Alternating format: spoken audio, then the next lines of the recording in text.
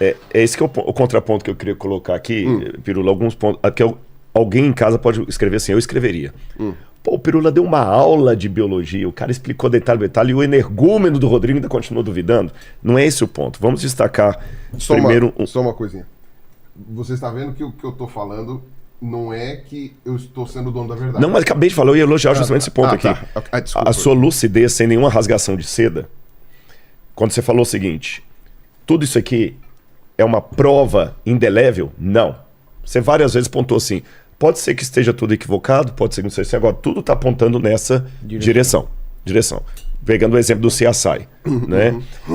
Tudo está indicando que o fulano de tal é o assassino, que eu tenho o DNA dele, mas há muitos casos em que todas as evidências se equivocaram.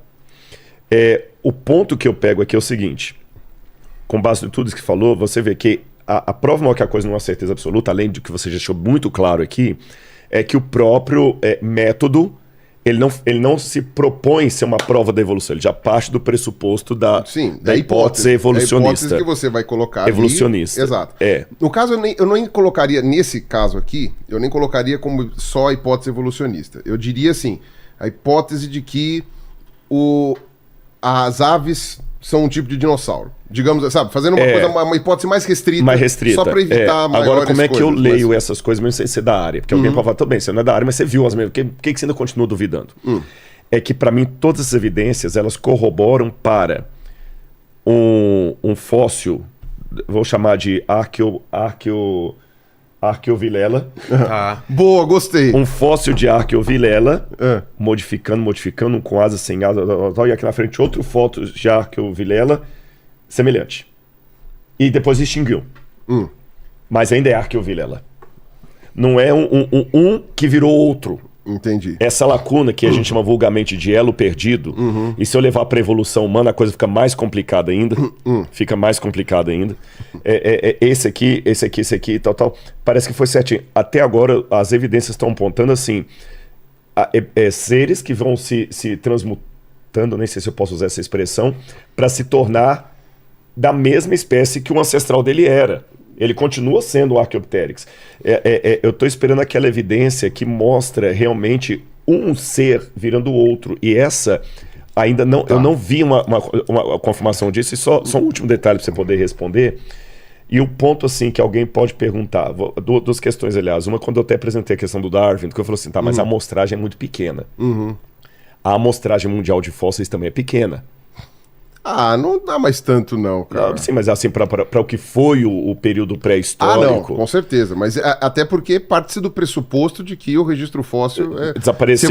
raro. Você vai ter muito, por exemplo, quanto menor for o bicho... quanto mais comum e quanto mais ele é. Então, concha, trilobita...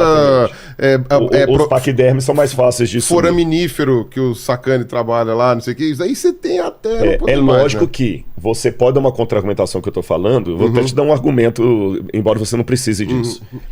Eu não tenho uma prova arqueológica para cada história que a Bíblia apresenta. Mas a pergunta não é essa. Eu trabalho com fragmentos de história.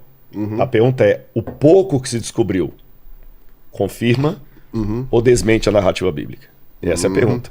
Não é aquela ideia que, tá, mas cadê a prova de Salomão? Cadê a prova que... Não, isso é estupidez. Quem fala isso não conhece. Você entendeu? Porque eu também não tenho a prova de toda a história da antiguidade, mesmo aquelas mais bem documentadas como Grécia e Roma, tem um monte de coisa que você não tem. Não sabe. É um vácuo profundo. Alexandre o Grande, eu não tenho nenhuma prova arqueológica de Alexandre o Grande na Índia. Nenhuma prova arqueológica, nenhuma, zero. E só a biografia, a narração do Aristóteles. Só a narração do Aristóteles. Nem Aristóteles não menciona, que é o mais antigo autor a falar de Alexandre o Grande, é Plutarco, que está 300 anos depois da morte de Alexandre. Então você tem aquelas moedas lá que foram cunhadas depois da morte dele. A gente não tem prova nenhuma. Isso é até uma briga que eu até dou uma ironizada no Bertrand Russell. Que o Bertrand Russell falava que para que os crentes ficam preocupados com Jesus? Nós temos que enaltecer Pitágoras. Pitágoras é que é um homem que tem... E sabe qual a prova arqueológica que eu tenho da existência de Pitágoras? Zero. Eu tenho um texto... Zero. Não tem texto, não tem nada. E pode perguntar um matemático aqui e falar, não, já nem sabe se Pitágoras existiu. E aí vem o Bertrand Russell e fala que os crentes perdem tempo com Jesus quando nós temos que enaltecer Pitágoras. Há muito mais evidências arqueológicas e históricas de Jesus do que um mau exemplo que ele pegou. Péssimo. E para um cara da envergadura de Bertrand Russell. Né? Mas então, o meu ponto é esse, eu também sou cético. Não é gratuito, é porque ainda não vi uma coisa assim, bom, bateu, fechou. O que eu vi até agora condiz com o que eu chamei, peço licença para usar essa nomenclatura, de microevolução. Seres que vão evoluindo e se tornando os mesmos seres. Agora, com relação a que você falou assim, mas são. Alguém poderia colocar isso, você não colocou, mas poderia. Mas, Rodrigo, vem cá.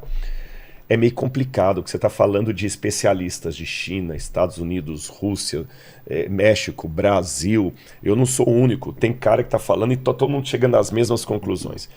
Aí nós temos que fazer também uma outra observaçãozinha crítica, que é o tal do Zeitgeist, que foi um alemão. Tá. É o espírito. Você sabe que a mente da gente, ela é preparada para encontrar parâmetros. Reconhecer padrões.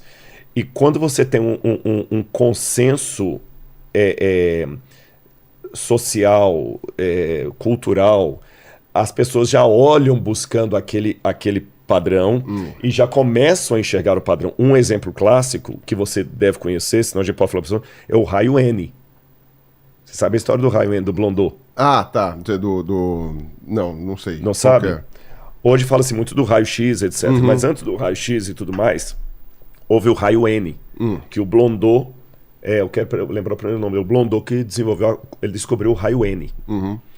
E muitos trabalhos foram feitos sobre o raio N. E muitas pesquisas foram feitas, artigos foram escritos. Estou falando de física, cara cético, cara de ciência, cético, eu falo assim, que trabalha com evidência, blá, blá, blá, blá. Até que alguém desconfiado que o raio N era uma ilusão coletiva, uma farsa, ele fez uma coisa interessante. Depois eu posso passar histórico disso, é uma história bem documentada. Era um jornalista científico. Ele tirou da sala a lâmina ou a lente que produziu o raio N. E trouxeram, e durante dias deixou sem a lâmina ali. Os vários físicos entravam, continuavam medindo o raio e vendo o raio quando era impossível ver, porque a lâmina não estava ali. Lá. Somente depois disso, provaram que o raio N era uma grande besteira, mas até isso aí tinha muito físico defendendo o raio N e em pontos diferentes. Sabe? Então, esse detalhe assim de a maioria tá, porque teve uma época também que a maioria falava de Bíblia. E era um consenso, né? Então, por isso que eu, assim, não é por teimosia, por estupidez, e eu agradeço a gentileza com que você colocou a coisa aqui em 2 pontos que eu destaco. 3, aliás. 4. Eu vou destacar 4 pontos da sua fala aqui. A paixão pelo que faz, seu olho brilha, isso é bonito. Você tem paixão pela biologia, você começou a falar da sua infância, que você gostava de bicho e tudo mais, você falou com paixão. Você é didático. Eu discordo um pouco. Não, pra mim foi. Eu entendi. Você não pode discordar, isso é... Eu entendi. Eu achei meio... Eu vou falar como a gente fala bem. No mundo crente, receba. Ah, tá bom, ok. Receba. Você e o Luva de Pedreiro. Exatamente, receba. Você é didático. Terceira coisa, você foi coerente, você não forçou a barra. O que dá pra ser, dá pra ser. O que não dá pra ser, não dá pra ser. Você tá entendendo? Você foi uma coisa. E você não foi, pelo menos aqui agora, eu não tô vendo de outra publicação, eu falei, eu evitei ver. Você não foi de maneira nenhuma desrespeitoso com o meu ceticismo. Você teve a paciência de me explicar e até teve um desejo similar ao meu, de vontade que eu entenda isso. De tão lindo que é. Participar do grupo. Ponto. Sai do pirula agora e vou pro mundo externo. No mundo externo, não são esses 4 itens que eu vejo de muitos ateus evolucionistas falando.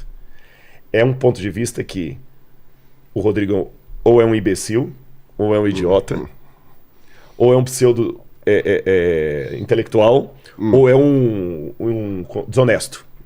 Desonesto. Porque a coisa é tão clara, tão óbvia. É esse ponto que me irrita um pouquinho na discussão lá fora. E além desse ponto, o modo como a teoria da evolução é propagada. Ela não é propagada com as admissões que você fez. Pegue um livro didático, a coisa é desenhada de um jeito ali tão preciso. Eu vou precisar escrever. Tá. Nos livros didáticos, a coisa é desenhada de uma maneira tão precisa que não trabalha com essas questões que você não tem esse hiato aqui de poder. Não. Vou dar um exemplo. os embriões do Haeckel. Quanto tempo esses embriões continuaram sendo publicados? E você sabe que aquilo ali... Até hoje publicam. Até hoje publicam. E eu até vou deixar que você explique, se eu tô distorcendo aqui, o que são os embriões do Haeckel, se aquilo é uma prova da evolução. Não, aquele desenho não. Não são. Aquele desenho não. E até hoje, você mesmo adiantou, tem livro de biologia que ainda traz aquilo ali. Bom, teria que ter pela questão histórica. Mas não é questão histórica, não. Estou falando livro-texto. Sim, eu sei. Eu vou deixar a parte do Haeckel para depois, porque senão eu não quero tapar no seu raciocínio, eu preciso ir ao banheiro de novo. Vai lá. Segura. Não, é ótimo. Você já entendeu a minha pergunta? Eu vou anotando aqui um negócio aqui. Então, vamos lá. Ô, Paquito. Você sai, depois... Lê as paradas aí que a galera deve estar...